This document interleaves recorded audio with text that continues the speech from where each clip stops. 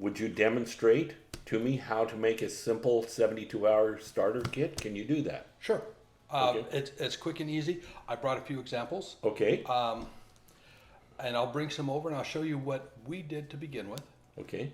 what we have now, and I'm not going to get into everything. Well, I know because you and I, both our kids are all our kids are moved out. We have grandkids, but they're not in the area, so we don't have to worry about diapers. Is that correct? And we can.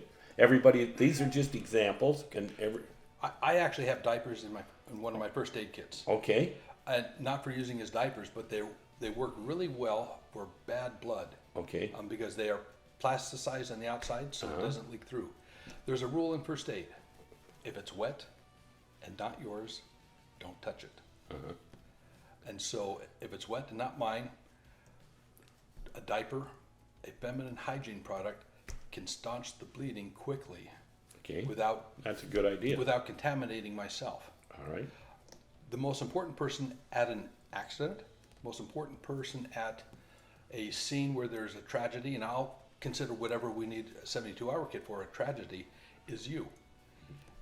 If you don't take care of yourself, you've just added, if there's one person injured, and now you injured yourself trying to help them, you've just doubled the casualties. Okay. Now, so if I just get the kit, is what you're saying, there might be more than just having the kit. Is it your self-reliance or your thought through the process of what happens, or do I just say, okay, I got a 72-hour kit and we're fine? What's your best resource? The best resource, actually there's a lot of resources online. You have to figure out what your skill set is, what you can do and can't do. If you have something in your kit, you don't know how to use it, it's wasted weight. Okay. You need to figure out what you need. I have medications in mine. Probably not the same as you. You don't need them. I don't have glasses in mine because my eyes are fine, but someone else may be blind. They may need a spare set of glasses in their kit. You may have special dietary considerations. Someone who has celiacs, they can't have wheat. So some of the foods we have are different. You also have to understand, in an emergency, people need comfort. They need certain familiarities. That's why if your child has a favorite toy, make sure he or she can grab that stuffed animal or whatever it is, so they have something that smells and feels of home and that makes them feel better. I have in my kit a couple of games, if only to make my wife and I, when we have downtime, a chance to relax and de-stress. Whatever it is for you, it could be a book. Okay.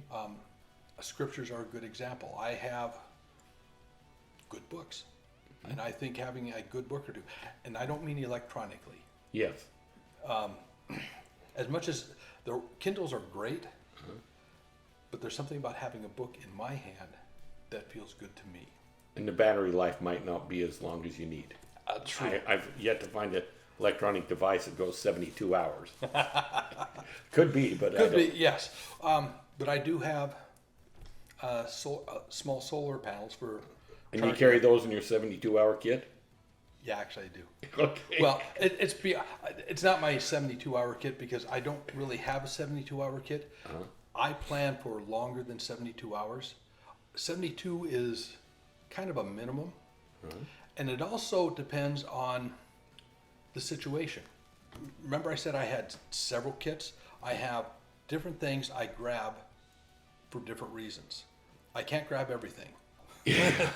Well, as what I'd like to do now, Mark, if you'd be willing, is to go over and show us how to put together a simple 72-hour kit, if that's okay. Perfect. I do have one that the American Red Cross produces. It's a commercial one. I'll show you what that is. Okay. And we'll talk about what's good and bad about it. And then we can go over how I augment that. Okay. Sounds great. Thank you.